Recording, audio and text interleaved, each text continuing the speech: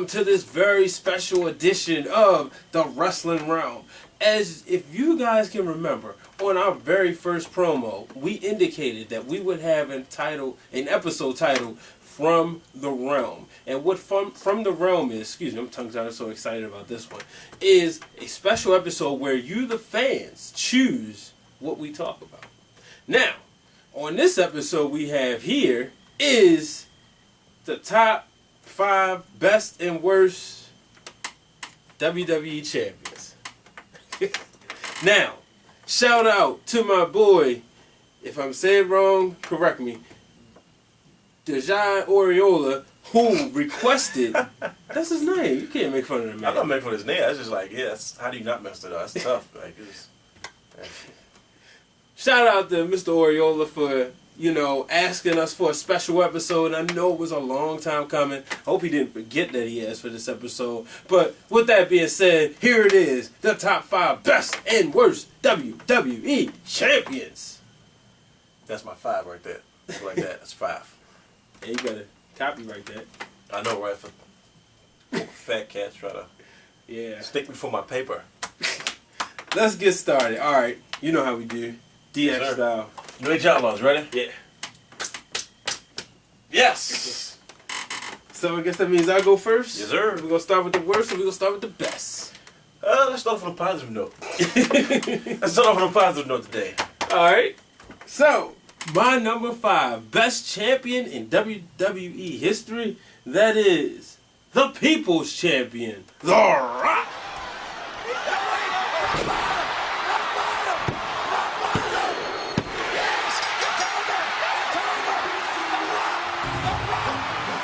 So low. I mean, number 5? I got 4 great champions. Okay, that's alright. The Rock was. That's fair. When Stone Cold went down, a lot of people tend to think that maybe wrestling's going to lose some flavor. Right. But The Rock carried the WWE in 2000. No, he definitely did. That's true. And he was a great champion. So without a shadow of a doubt, one of the best. When he first got the title, and you know what? I got to say this because it's been a lot of people on the Wrestling Realm page indicating that Vince McMahon doesn't like black people. Vince McMahon don't feel that there'd never be a black champion. Do anybody remember The Rock's father? He is Rocky Johnson. Tony Atlas, first black tag team champions of the world. And so if your father is black, what does that make you? Black. And people like to say, but his mom was Samoan. So you take it 2 minority groups. Okay. And you make it into a positive with The Rock. Even if Vince McMahon, even if they didn't want to make The Rock champion, they had to. When he dropped Rocky Maivia, thank God, and became The Rock. Right. He was instantly one of the most popular people in the world, and the man has transitioned on to become a movie star, and people's hating, saying he's playing a tooth fairy, saying he's sold out. Hey, the man is making millions and millions of dollars, and you can't hate on a guy like that. So, yes, The Rock carried the WWE from a time period where wrestling was, it was hot, but it could have been at that point where it could have fell off a little bit. Right, exactly. At the time when he first became the champion, that was during the turning point of the WWE beginning to take over as WCW was starting to dwindle down a little bit.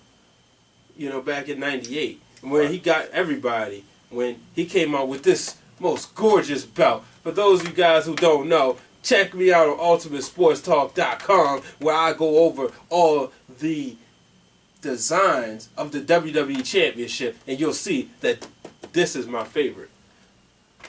Sorry, it's just... Hey, man, listen. Anytime you talk about championship belts, you have to get excited. Exactly. I'm a championship belt kind of guy. So like I said, The Rock is the number 5 best WWE champion. It makes a lot of sense because if you look at the transition he made within 2 years, that's like, people forget The Rock wrestled 7... maybe roughly 8 if you count up his appearances added onto it. I think he made one of the fastest transitions into main event caliber star on every level, whether it's on the mic, in the ring, merchandise, crossover appeal. He was the youngest WWE champion at his time. I mean, definitely. I mean, you can't argue that. And like you said, it's I think he did a really good job. I think he was very instrumental in bringing along other stars like Triple H, even indirectly. What I mean by that is Triple H had been in the WWE for a long time, and he'd been doing this thing with DX and everything like that. But then you see a guy like The Rock come in, and in just 2 years, he transitioned into a megastar. He's headlining WrestleMania 15 with Stone Cold Steve Austin. They brought the house down, and him being there for as long as he was, previously, and saying like, wow, this guy's really, he's where I want to be. He's where my career needs to go.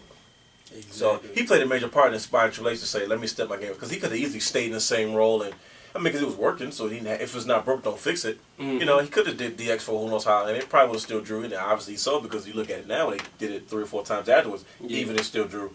So, and then even when he finally broke into the main event spotlight and standing on his own and doing his own thing, the match they had, like I said, Rock really made Triple H into. He got people to take Triple H seriously as he main event talent, because when Triple H transitioned into the main event caliber star he was looking to be, it took some adjustment for myself. Mm-hmm. I enjoyed Triple H, as DX Triple H, but after a while, I didn't like him after that. Okay. So. Yeah, I hated his guts, especially when he broke The Rock's arm, but, it's all for business. Yep.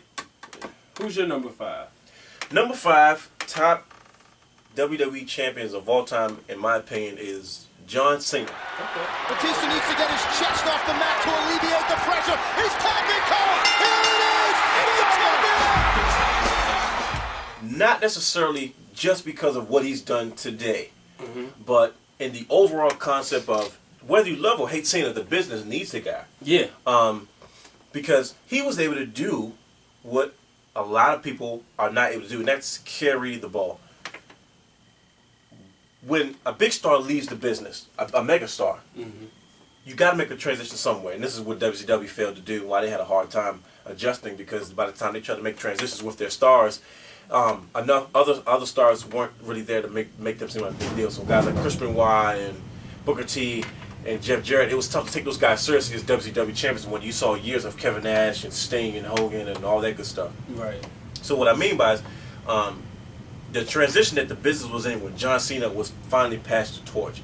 There were stars there, but it needed somebody to say that needed to be over the top, needed to be a fresh face to really carry the business in a way where you need to have crossover appeal, mic skills. Yeah, you're okay in the ring as long as you can, entertain and entertain the crowd. Where wrestling skills didn't necessarily have to be the biggest point emphasis. Started with Hogan, so you can't really say, "Oh, that's something new." You know what I mean? And right.